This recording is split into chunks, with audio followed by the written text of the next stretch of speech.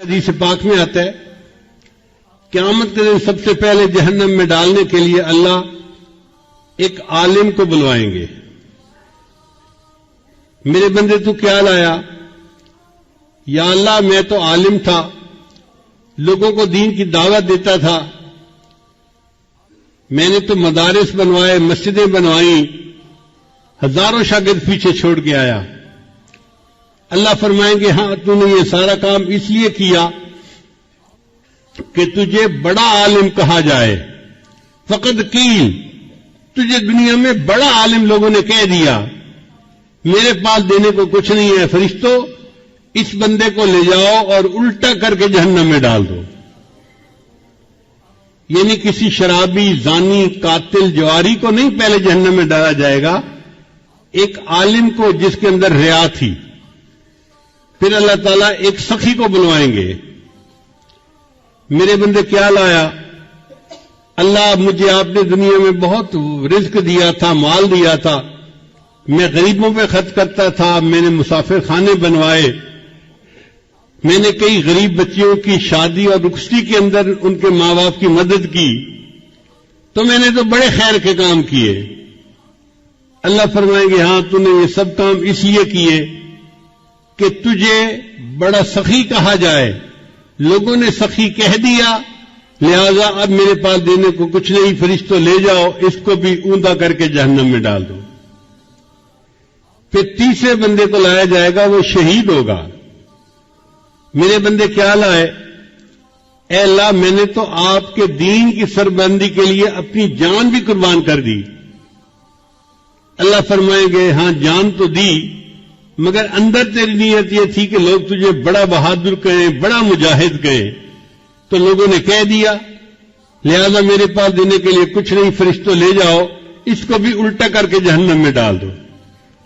اب آپ سوچئے کہ جب اتنے علم کے باوجود بندہ جہنم میں جا رہا ہے، اتنی سخاوت کے باوجود، شہادت جیسے عمل کے باوجود بندہ جہنم میں جا رہا ہے، اس کا مطلب یہ کہ انسان جو اعمال کرتا ہے ان کے اوپر بھروسہ نہ کرے.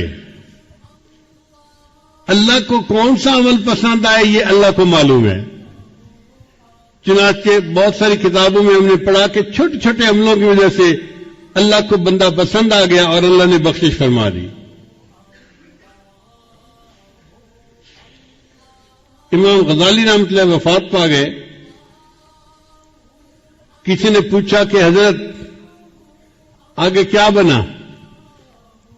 بھئی اللہ نے میری بخشش کر دی. جی حضرت آپ کی بخشش تو ہونی تھی، آپ نے تو اتنی مزیدار کتابیں لکھی کہ پوری امت اس سے فائدہ پا رہی ہے. علماء ان کتابوں کو پڑھ کر درس دیتے ہیں اور لوگوں کو نیکی کی طرف، اللہ کی طرف بلاتے ہیں. تو امام غزالی نے فرمایا وہ کتابوں کا تو مسئلہ پیش ہی نہیں ہوا، اس سے پہلے ہی اللہ نے بخشش کر دی. بھئی کس عمل پہ بخشش کی؟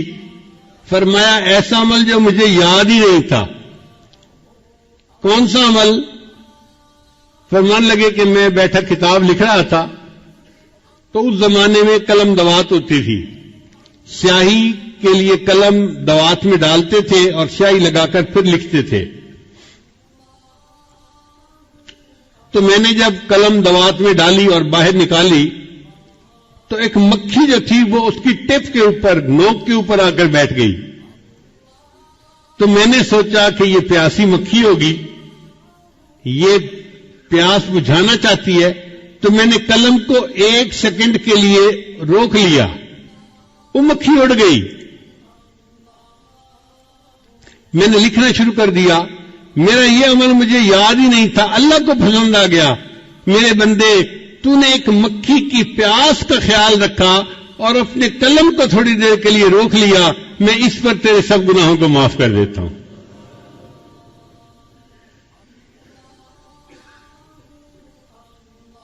مجھے بہت چھوٹی عمر میں میرے والد صاحب نے ایک واقعہ سنایا. فرمان لگے کہ ہمارے علاقے میں ایک شیخ تھے جو ذمہ دار بھی تھے اور شیخ طریقت بھی تھے. بہت لوگ ان سے بیعت تھے. دیہاتوں میں ایک ایسا بھی موسم آتا ہے کہ جب چارے کی قلت ہو جاتی ہے تو جو غریب لوگ ہوتے ہیں نا ان کے جانور بھوکے رہ جاتے ہیں. تو بعض لوگ جانوروں کو کچھ کھلاتے پلاتے نہیں، جانور بیمار کمزور ہو جاتے ہیں. اور کچھ لوگ دوسروں کا چارہ بغیر اجازت کاٹ لیتے ہیں، یعنی چارے کو چوری کر لیتے ہیں. فرماتے ہیں کہ وہ بزرگ تھے، انہوں نے محسوس کیا کہ میں نے چارہ لگایا ہوا تو زیادہ سارا ہے مگر یہ روزانہ کم ہوتا جا رہا ہے. اس کا مطلب یہ کہ رات میں کوئی بندہ آتا ہے، چارہ کاٹ کے لے جاتا ہے، یہ جانور چرا کے چلا جاتا ہے میرے کھیت میں. تو انہوں نے سوچا کہ میں رات کو پہرا دوں گا اور دیکھوں گا کون میری اجازت کے بغیر یہ کام کرتا ہے. ایک جگہ چھپ کر بیٹھ گئے. جب رات گہری ہو گئی تو انہوں نے دیکھا کہ چند بکری ہیں وہ آئیں اور کھیت میں چرنے لگ گئی. ان کے پیچھے ان کا چرانے والا بھی تھا مگر اندھیرے کی وجہ سے وہ پہچانا نہیں جا رہا تھا کہ یہ کون ہے، نظر بھی نہیں آ رہی تھی اس کی شکل. تو ان بزرگوں نے اس سے پوچھا کون ہو؟ تو جب انہوں نے اس سے پوچھا نا میاں کون ہو، تو اس دیہاتی لڑکے نے جواب دیا احمد ہاں، میں احمد ہوں. تو جب اس نے کہا نا میں احمد ہوں تو ان اللہ والوں کے دل میں خیال آیا اس کا نام احمد ہے اور احمد تو میرے آقا صلی اللہ علیہ وسلم کا نام ہے. تو انہوں نے آگے سے جواب دیا احمد ہے تفیا چرا، اگر تم احمد ہو تو اپنے جانوروں کو چڑھاتے ہو، میں تمہیں منع نہیں کرتا. فرماتے ہیں اللہ کو میرا یہ عمل پسند آ گیا کہ تو نے میرے محبوب کے نام کا اتنا اکرام کیا کہ تم نے کہا احمد ہو تو چڑھاتے رہو، میں نے تمہارے اس بات پر سب گناہوں کو معاف فرما دیا. تو قیامت کے دن اللہ کو کون سے عمل پسند آئیں گے کوئی نہیں جانتا. اس لیے جن کو ہم سمجھتے ہیں نا جی کہ بڑے کام کیے، گھنٹوں مراقبے کیے، میں نے یہ سبق سیکھا، یہ سیکھا، یہ سیکھا، اتنے لوگوں کو توبہ کروائی، پتہ نہیں یہ اعمال اللہ کے یہاں قبول ہوں گے یا نہیں ہوں گے. وہ عمل جس میں اخلاص تھا کتنا ہی چھوٹا کیوں نہ ہوگا اللہ کو وہ عمل پسند آ جائے گا.